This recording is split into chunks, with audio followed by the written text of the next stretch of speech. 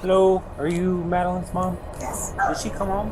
Officers have just arrived at the home of Jennifer Soto on the hunt for her daughter Madeline, who went missing 4 hours ago. And right now, Jennifer has no clue that the man behind her disappearance is standing inches away. She never made it to school because she was dropped off by him close to the school. Because this is Stephan Stern, Jennifer's boyfriend. For years, Stephan has been hiding skeletons in his closet while living with Jennifer. And right now, he has meticulously planned out exactly how to hide what he's done to Madeline, leading officers on a goose hunt for the next 4 days, unaware that Madeline is already gone. A living nightmare. It's a living nightmare. Do we really know Stephan? Can we honestly say we really know? I'm pretty sure you know what some of those pictures are about. He's just been lying this whole time. Like he's...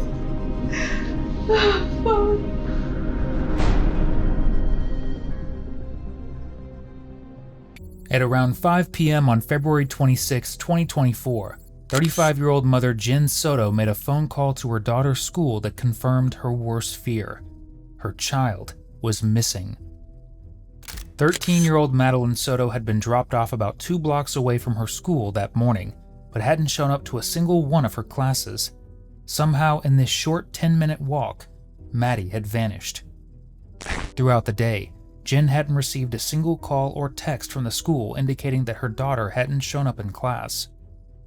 It was only hours later when Maddie failed to come home that Jen called and spoke to administrators, who told her that her daughter hadn't been seen on school grounds at all that day, which meant Maddie Soto had already been missing for several hours by the time her mother began making frantic 911 calls asking for help. Do you need police, fire, or medical? Police possibly. I'm reporting a missing.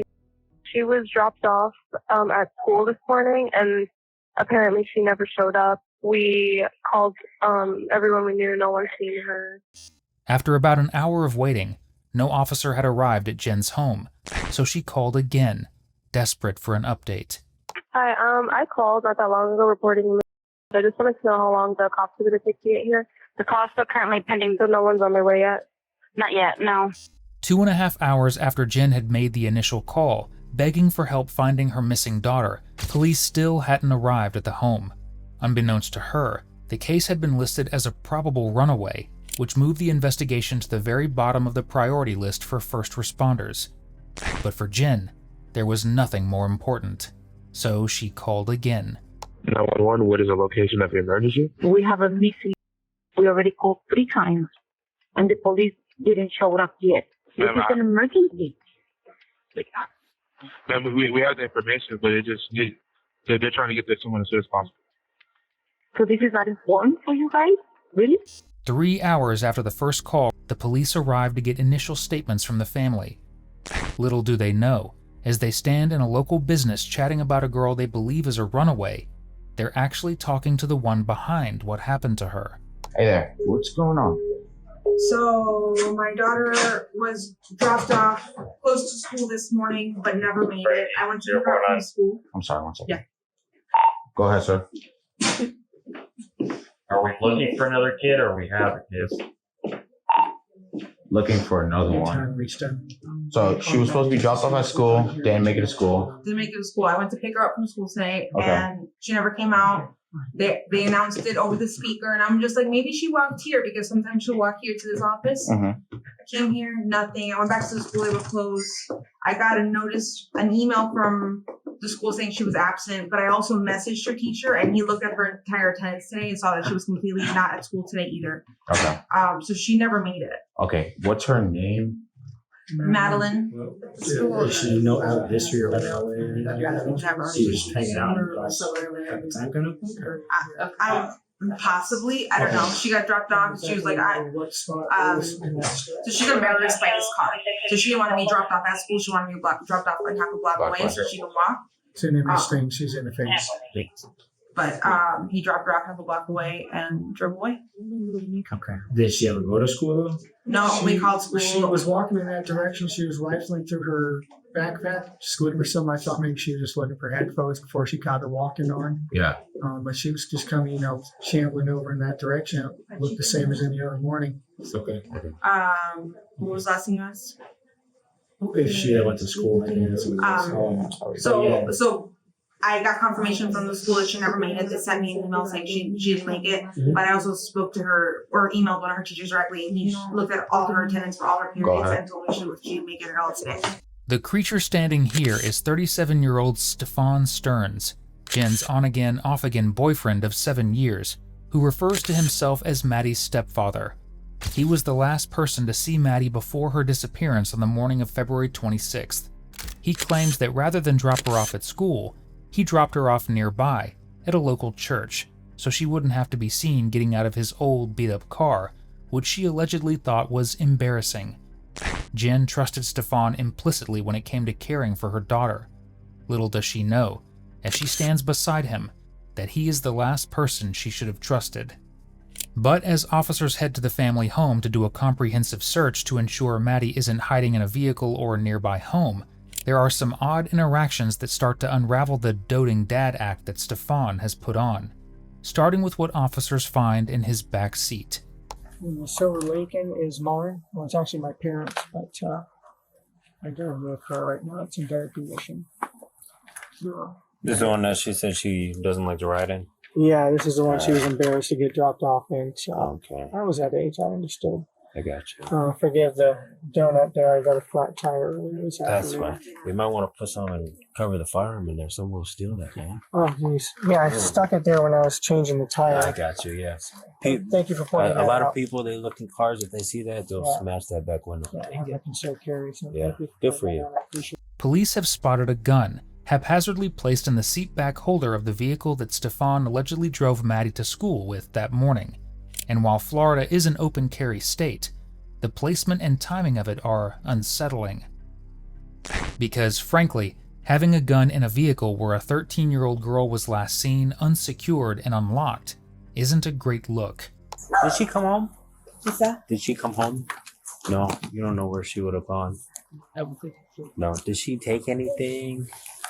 Yes. Any clothes? Her birthday money is still here. Toothbrush, everything. Okay.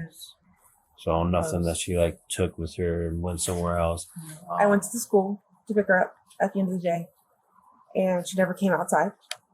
I drove away thinking maybe she walked to my mom's office, because sometimes she'll do that if I can't pick her up. And my mom's office is less than, what would you say, half a mile away?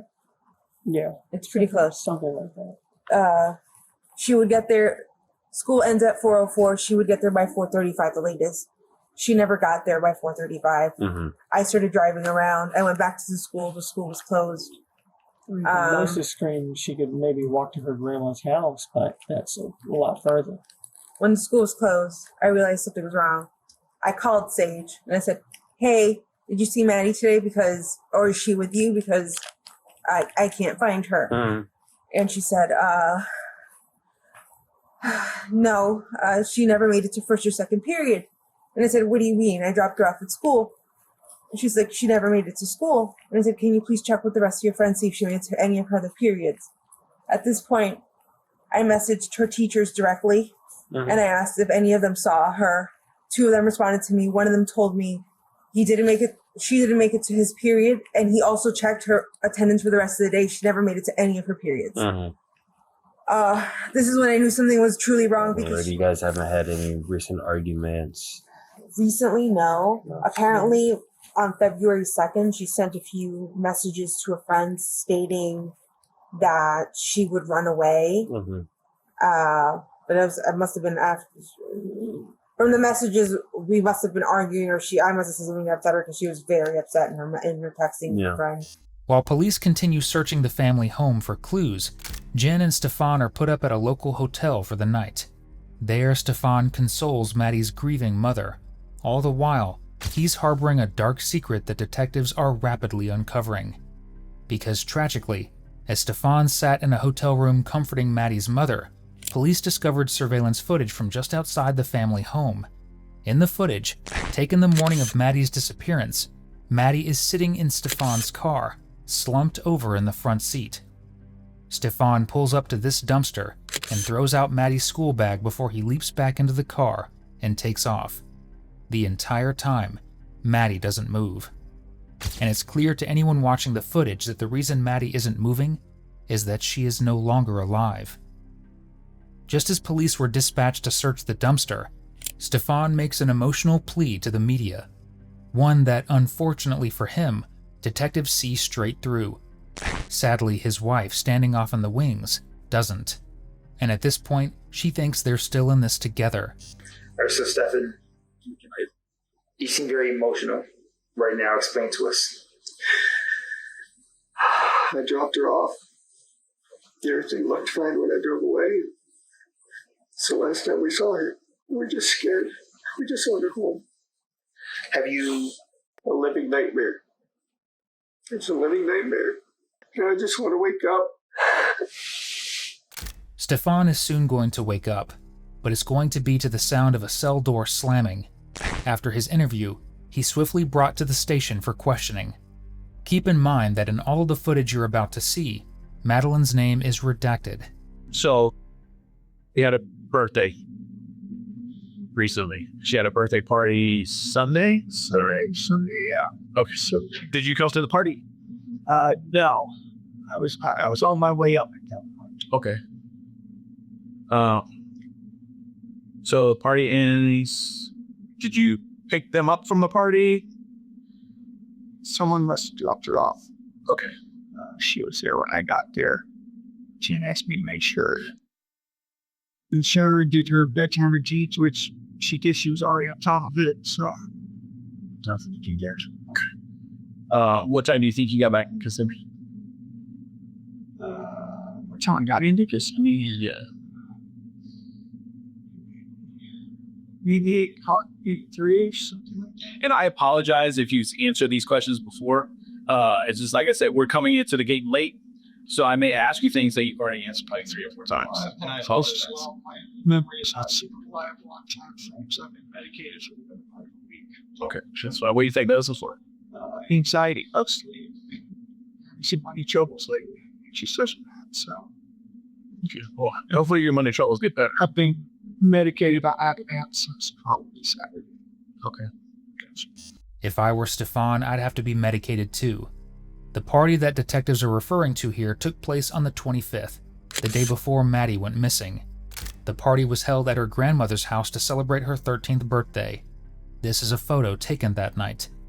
It is the last photo taken of Maddie alive, because the very next morning, she vanished. And police have all the evidence they need to point the finger at the man sitting right across the table from them. We leave the house, we start making our way to the school. The rest of the time, we make our way over towards our school area. I ask her if she's still at McDonald's. She's not. She's fine. Continued on. It's still pretty early though, I think. We started some time to kill.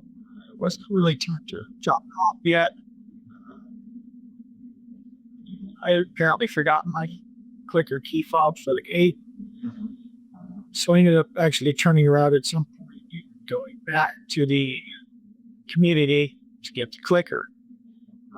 I had to use my parking sticker to get in so I could scan. I took here and started afterwards. So plenty of time as far as I knew. So did that. Grabbed the clicker, left again. That's when we drove over to her school area. Dropped her off where I dropped her off. Okay. Do you remember where you dropped her off? Yeah, it was the stretch of I forget the street name. It was the stretch of road that the school is on. We can right onto it. It goes down a little ways. There's some communities over here. And up further, there's a church. And then there's the overpass and school on the other side of the overpass right there. I dropped her off on that stretch where the communities are. So she's walking towards the school. Do you continue straight when you leave? Do you turn out? I turned around and went back the other way. I was watching her on my rearview mirror. And she was going the right direction. So it looked okay. Yeah, where did she go after that? The next stop I wanted to go to was the vape shop. It opened at 10, so I had a little while, so I just kind of meandered around it. Eventually made my way over there to wait for it to open. It did open when it was supposed to, so when I left, it came home. I went back about an hour later, but I was sure it would have to be open that morning. Forgot what I needed there. Made my way back to home again. Police know, however, that that's not the case. Traffic cameras and license plate readers show Stephan driving. I'm gonna be too old to lie to people. Too old to beat around the bush. And we seem like we're having a generally good conversation right now. Okay. The only thing that I ask for from you is, and I will reciprocate, I want you to be honest with me as much as I'm being honest with you. Okay. There's cameras in all over the place, as you can imagine. Nowadays, cameras are everywhere. Okay. So we see you coming in at the guard shack. Okay. We see you go by the dumpster. Yeah. Okay.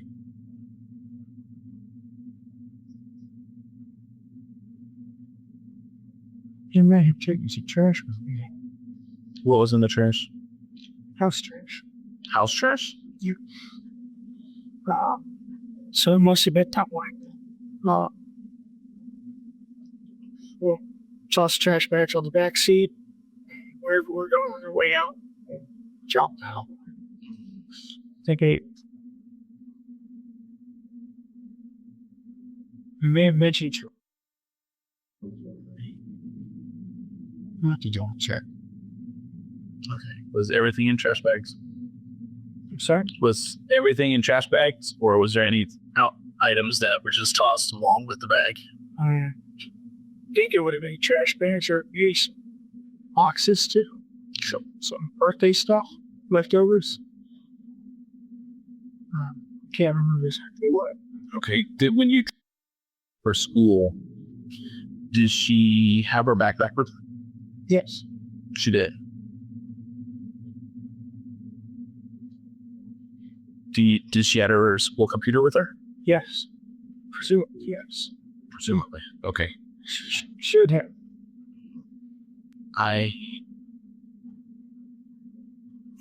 Once again, this goes back with the whole honesty thing.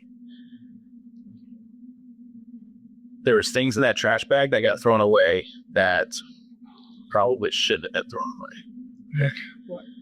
Well, we'll get that in a minute. But right now, our main focus is finding. That is our number one focus right now. Okay. Do you have any idea where she may be? No. None whatsoever. Okay. All right. So you're saying you had her backpack? Presumably her school computer was in her backpack. And you described her wearing a green jacket, some kind of dark colored shorts, and white Crocs. Okay. Well, I can confidently tell you she did not go to school with her backpack. How was that? Because we found it in the trash.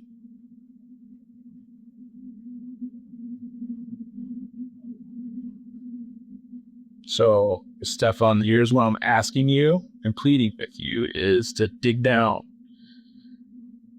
and do some soul searching.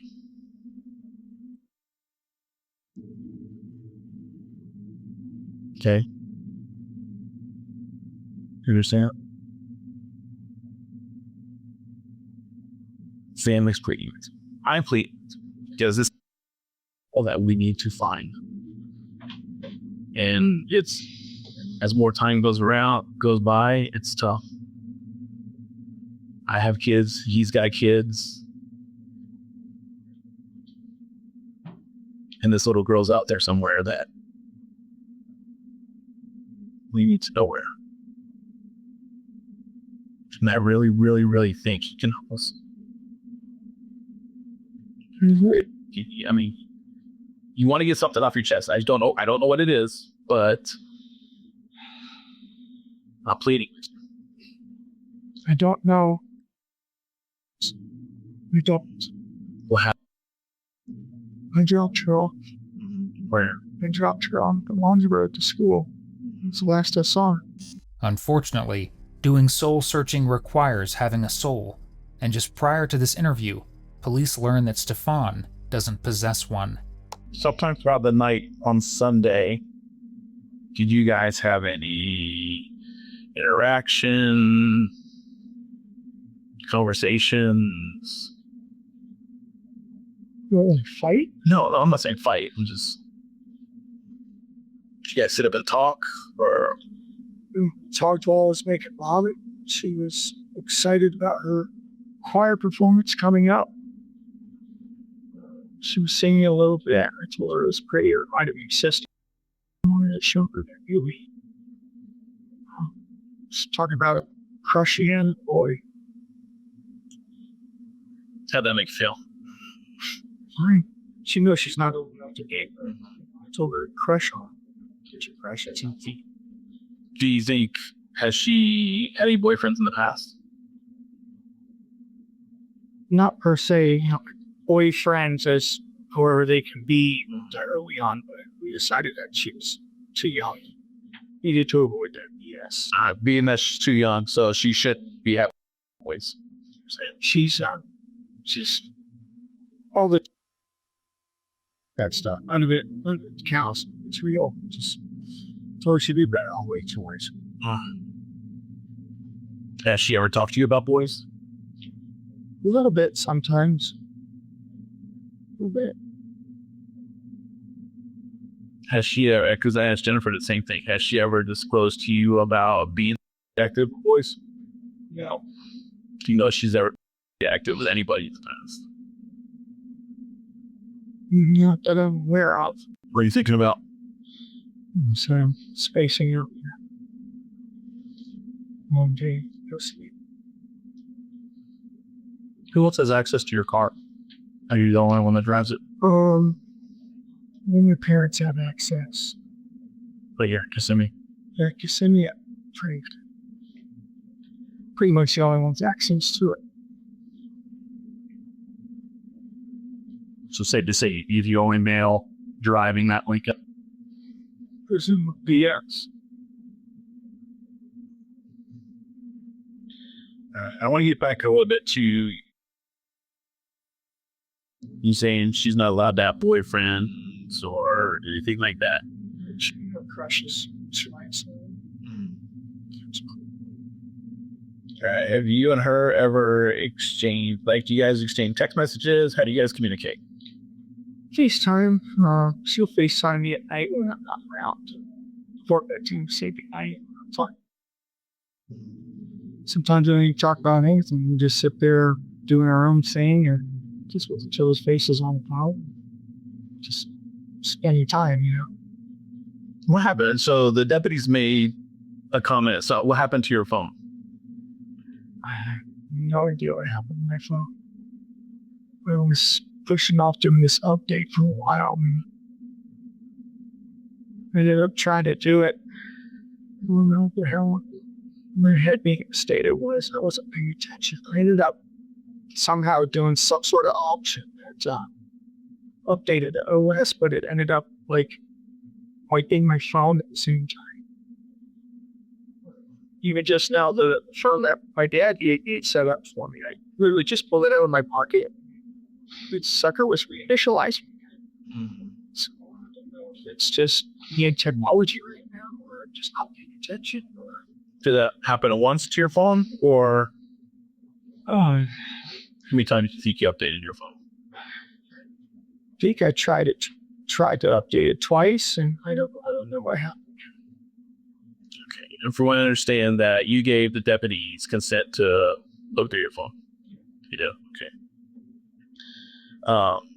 And you voluntarily gave it to them so they could bring it here to do the extraction and stuff like that. Okay. What do you think was on the phone? Text messages. Emails. Old stuff. Pictures. Yeah. What kind of pictures were on there? Training card pictures. Lightsaber pictures. Disney pictures. You have a Google account? Yeah. Do you save pictures to your Google account? Sometimes. Or is it automatically? I know sometimes phones sync to a cloud. Yeah. To get backs up to Google. And then sometimes when you reset your phone and your phone updates and puts these apps back on your phone, sometimes they will put the images back on your phone. I'm not sure.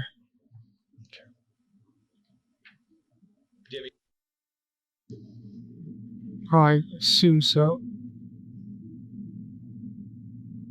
Do you have any pictures of you? And probably. I mean, I did Disney. Took selfies on the train. She got back from Puerto Rico and had her hair braided. Got pictures of that. All sorts of pictures. Family events. Was not as much of a shutter, but taking her once in a while. Any other pictures I think of?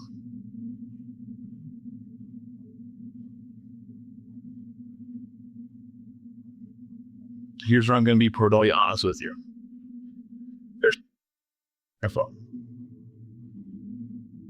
And I'm pretty sure you know what some of those pictures are about.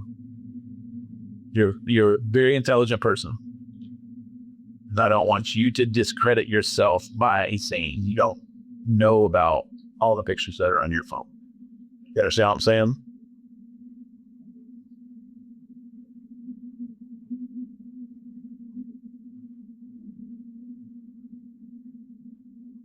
So do you want to add to the list of pictures?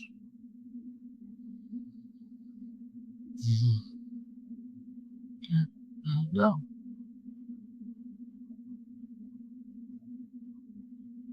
Should I be talking with a lawyer right now?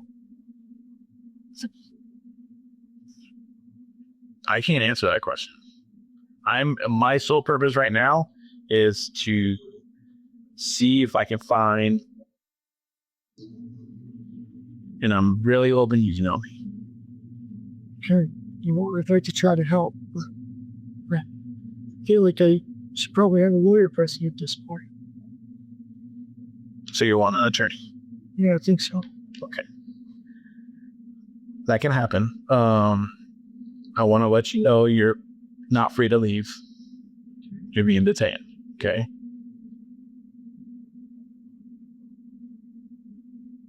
Do you want to know what you're being detained for? Capital battery and possession.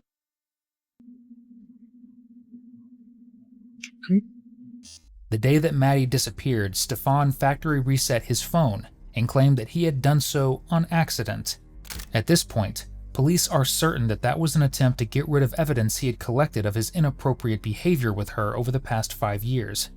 Stephan successfully deleted the photos on his phone, but not the ones that were on his Google Drive, which is precisely what has led to him standing in this interrogation room, being cuffed, swabbed for DNA, and photographed for evidence.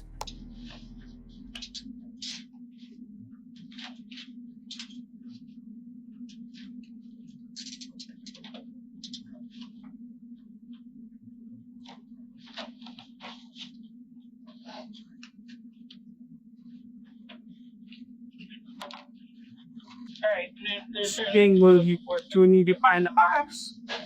Don't do anything squirrely, man. You will carve it. You understand? I need a flashlight or a light or something, please. That wasn't a size joke, though given how dark this subject matter is, we can pretend it was. After having photos taken, DNA samples swabbed, and spending ample time in this potato sack, Stephan was transported to the local jail on several charges related to the photos that law enforcement found in his Google Drive. And now it's time for law enforcement to disclose the existence of these photos to Maddie's mother, and to finally tell her once and for all that they're certain her boyfriend is involved in her daughter's death. It's the most nightmarish thing you can possibly imagine a mother going through, and yet Jen's reaction isn't exactly what you would expect. So, we have these images, and unfortunately, over the last maybe 2 or 3 years, he's been doing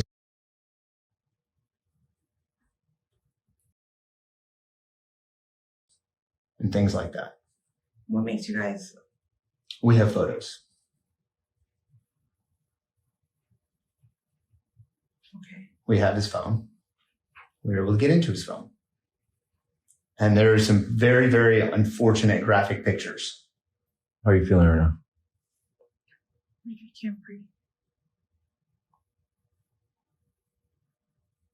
Is this a surprise? Is there photos of her? Mm-hmm. I don't want to believe that this is true. Can I see some of that evidence? Are you sure you want to see that? I'll go get it. Are you sure you want to see that? Take my word of advice. I wouldn't, blow smoke up you, that's a fake picture. I wouldn't do that to you. I wouldn't. I'm going to be dead honest with you. I'll be more than happy to show you those images, but I don't know if I would want to see those. But if you want to see them, that's your own prerogative. No, I don't mind showing you, but they are difficult things to see. You understand? At this point in the audio interrogation, police present Jen with graphic photos taken inside her home. That one right there is enough. You saw through the picture? I could, but you can turn around if you want. I literally thought I was coming here for the press conference, but this is not what we're here for. After being shown the photos, Jen doesn't cry or scream or show any emotion whatsoever. She simply tells the detective that he can turn the photo around if he wants. This completely dull, unsurprised reaction to what should be horrifying news makes detectives think that Jen may not be the grieving innocent mother that she has presented herself as. Soon after showing her the photos, they question her in a soft interrogation room. She has no idea at this point that her long-term boyfriend has been arrested for the very pictures she's been shown. I sent them to sleep upstairs in the guest bedroom so that I could get a good night's sleep. Suggested that we all sleep together in the same bed together, but not the easiest person to sleep with. She rolls around, she punches, she kicks.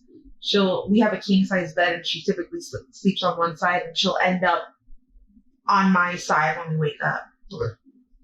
So I asked her, I'm like, no, please, I need a good night's sleep. If you guys can go upstairs and let me sleep. I had asked Stephan to take her to school in the morning. I told them to start getting ready for bed, to start heading upstairs and get ready because it was already almost 11 o'clock. It's past her bedtime. She needs to go to sleep. So I sent them upstairs. I think he may have come down at one point to pee before bed, and then he went back upstairs. He uses my restroom because the roommates upstairs don't want to share a restroom with a male. Yeah, so he uses my restroom.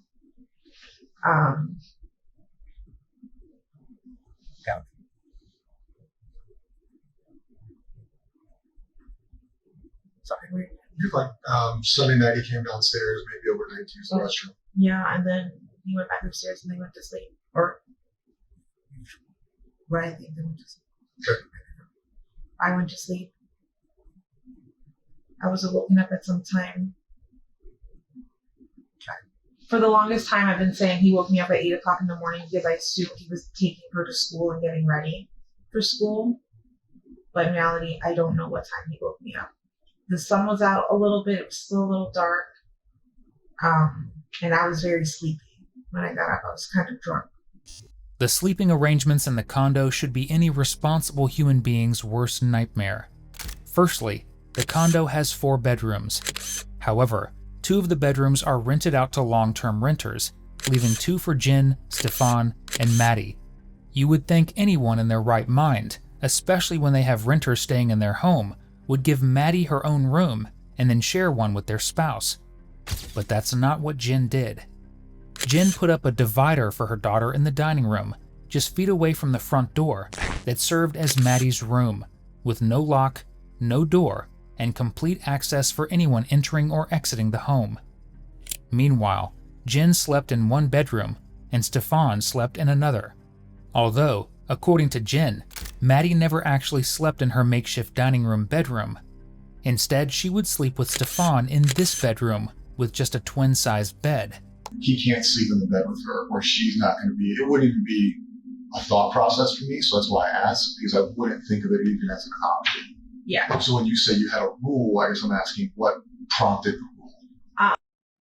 Sleepovers before. Yeah. Like, you want to watch movies and eat snacks. Can we do that? I'm like, no. We can all watch movies down here together. We can all sleep down here together. Up until June, together all the time. So we were always, she would sleep in the middle, I would sleep on this side, he would sleep on the other side. It wasn't until June that he got his own bedroom and I sent him upstairs. That's where the requests for sleepover started. Okay. And I kept telling her no. I'm not comfortable with that. But eventually at some point, like we really want to watch, I forgot what movie it was. They really wanted to watch something and I was really tired. And I said, okay, fine.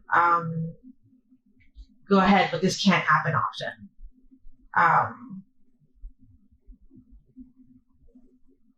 Yeah, I laughed her to go upstairs and sleep with him. But honestly, I think I can count on one hand how many times that's happened. It has been many times I've allowed her to have a supper party with him, to be alone in a bed with him. I'm usually around all the time.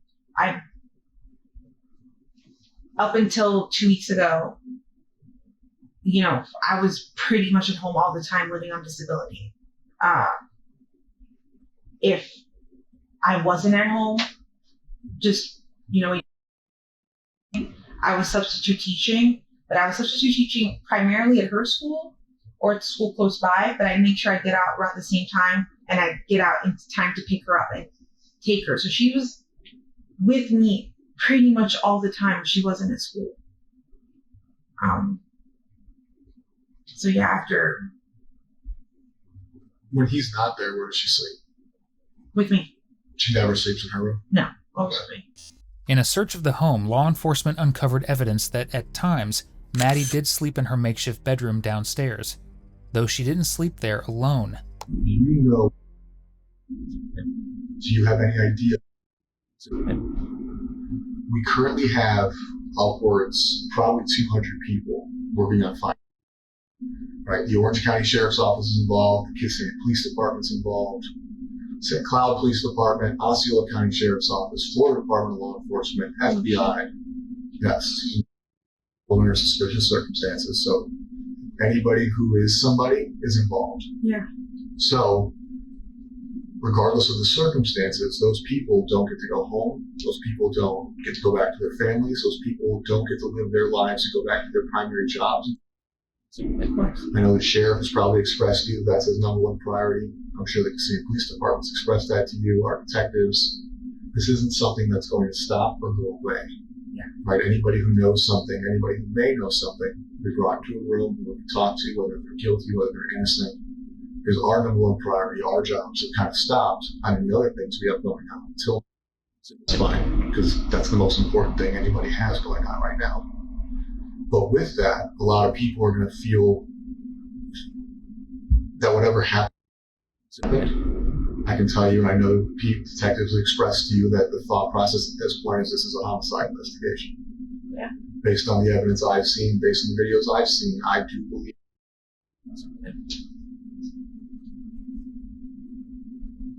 With that being said, and the reason I tell you that not to is because the thought process with us leads it in a different investigation, a different way. Meaning, whatever has already happened. Yeah. Right? We cannot change what happened most likely on Monday. We cannot change the fact that I believe Stephan killed her. Right? All we can do now is find her as quickly as possible. On the 2% chance we're wrong and that she is alive, that's phenomenal. Right? That's the best thing that could happen. On the chance that we are 100% correct and she has passed away, finding her now versus later will bring closure to your family, will bring closer to everybody, regardless of how it happened or why it happened.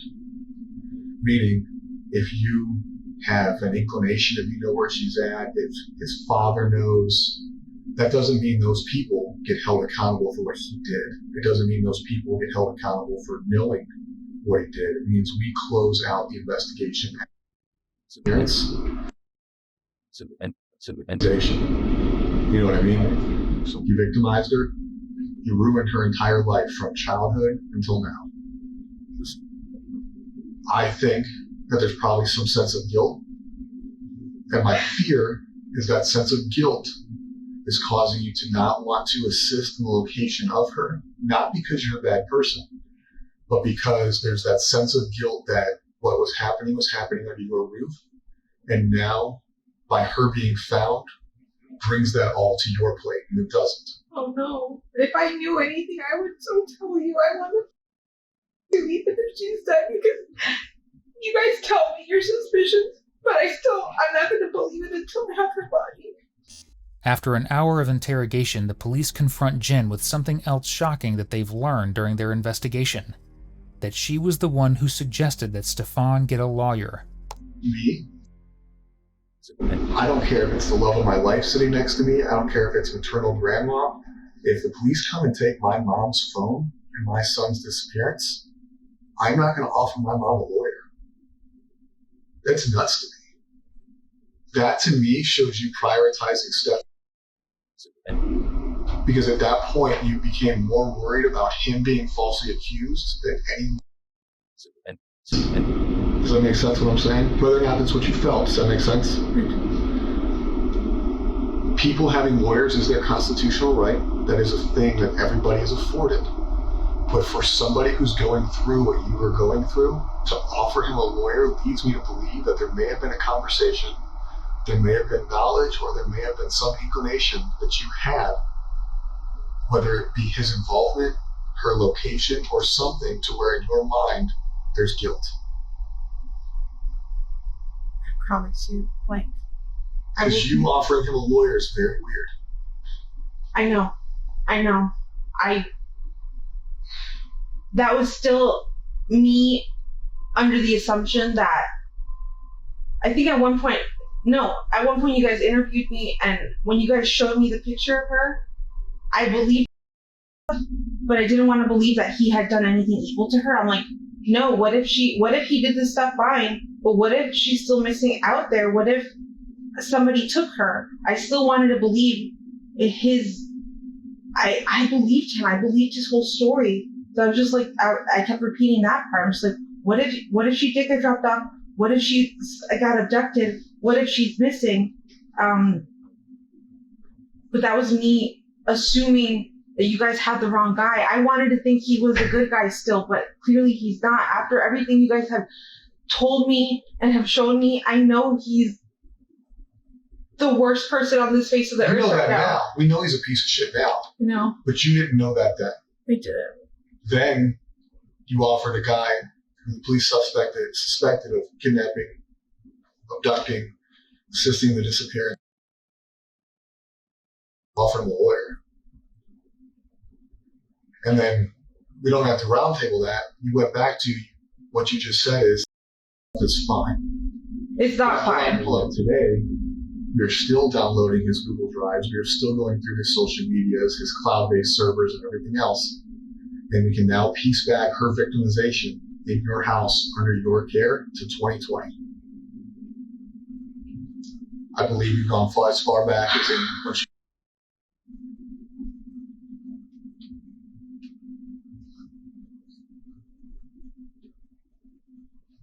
So when I ask, they woke up cuddling. Did you find things suspicious? Did you have an open relationship?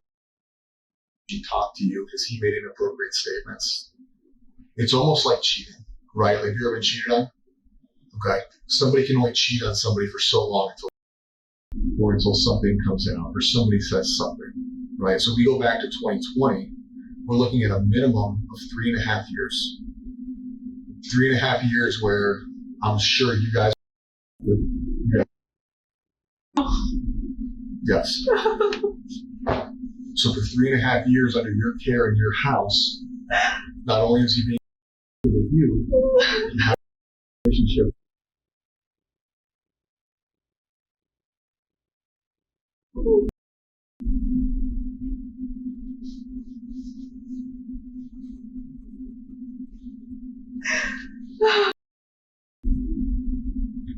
And I know it's an emotional thing, and I know it sucks to hear. But where I'm coming from is it seems like something that you can't hide forever. You guys live in a small space, close quarters, you sleep in the same bed. You guys all talk, you guys all share things. You're an observant person for the most part, I assume. Outside of taking medications and going to sleep, it seems very difficult. A lot of grown adults can't hide an affair with somebody who doesn't live with them, let alone somebody who does live with them. So at a certain point, I do believe you became aware of what was going on. No, if I knew anything, I promise you, I would tell you. Like, I am willing to take a lie detector test, whatever, but I don't know anything. He's never mentioned anything. I've never seen any signs. I tried watching her like a hawk. I thought I was doing a good job, but I wasn't. I was oblivious to everything. 4 years? Minimum.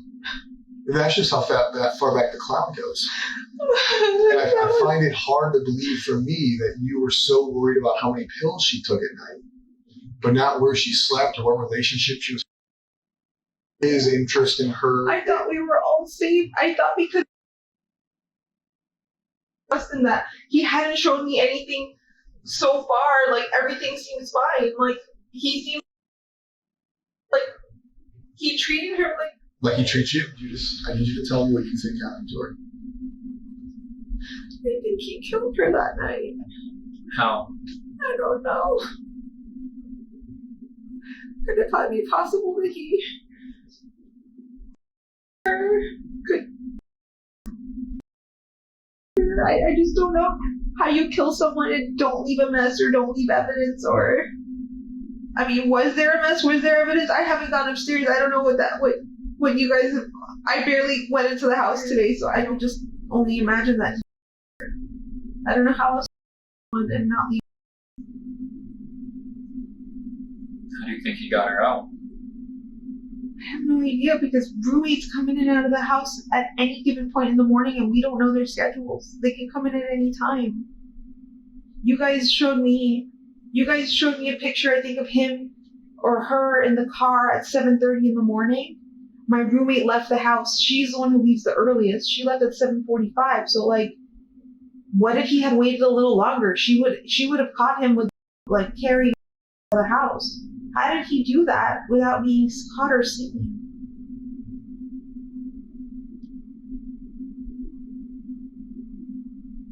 That's what I don't understand, because, like, did you guys check and see if any of my neighbors have ring cameras? Any? Nothing?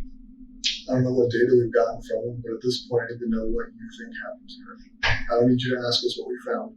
Okay. What we found has happened. I need you to come up in your words, in your mind. What do you think happened that night into Monday? Because we do not know. I don't know if her murder occurred Sunday or Monday. All we know is that when you went to bed, they went to bed together, and she's no longer here. So I need to know what you think happened to her, how he got her out of the house, where he went, how he got her in the car, what is your thought on what happened. I think she was Sunday night into Monday morning.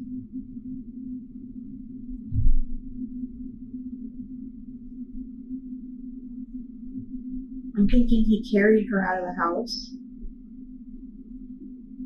I don't know how he didn't get caught by any of my roommates or no one heard.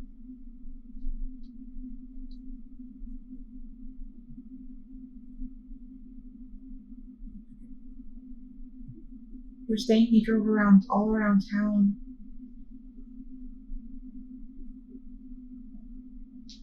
Not sure where he could have gone. All of the assumptions that Jen has made have sadly been right. On March 1st, 2024, just 4 days after Maddie went missing, was located along a stretch of road 30 minutes from her home. All evidence suggested that she had been sometime between 2 and 4 a.m. in the early morning hours of the 26th, before Stephan moved her into the car and drove her to the remote location. Birthday's tomorrow. Right. Today's the first. You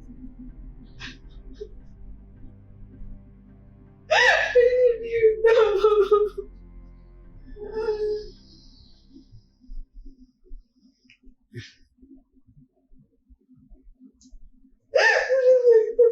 This is the worst birthday ever.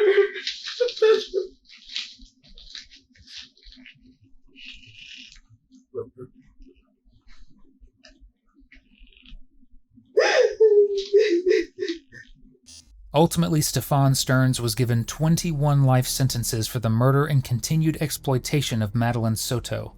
He will no longer be free to victimize anyone, though sadly, he was able to for far, far too long. As of the publishing of these videos, Stephan is the only one who has been charged with any crime related to her disappearance. Our thoughts are with the friends and family members of Madeline Soto, who cared for her deeply and lost her far, far too soon. We want to end with the victim impact statement of her aunt, spoken to Stephan at his trial, which speaks to who Maddie was and the love that she shared with the world. I just miss you and your presence, but that unfortunately was taken from us. I have so much hatred in my heart, specifically for the creature that's sitting in this room today. And no matter what happens or what justice could be brought, it kills me that it doesn't bring me back. I would give up my life if it meant having you here with us. Even though I was your aunt, you always felt much more like a little sister to me. Doing your hair for the father-daughter dances that my dad would take you to, letting you pick out clothes for my closet, doing your makeup and making sure it was very light because your natural beauty was worth more than any makeup product money could buy. I just miss you every single day, and it's left a hole in my heart from the day you've been gone. Your innocence was taken from you, and since clearly that wasn't enough for a certain someone, so was your life. You were the bravest little girl I've ever met, full of love, light, laughter, and as any positive thing I could think of, you were all of those things. Thank you for tuning in. Nearly 85% of everyone watching isn't subscribed. Your subscription and support would mean the world to us, so we can keep bringing you more content just like this. Before you go, check out one of our craziest cases right here, or one of my newest ones right here.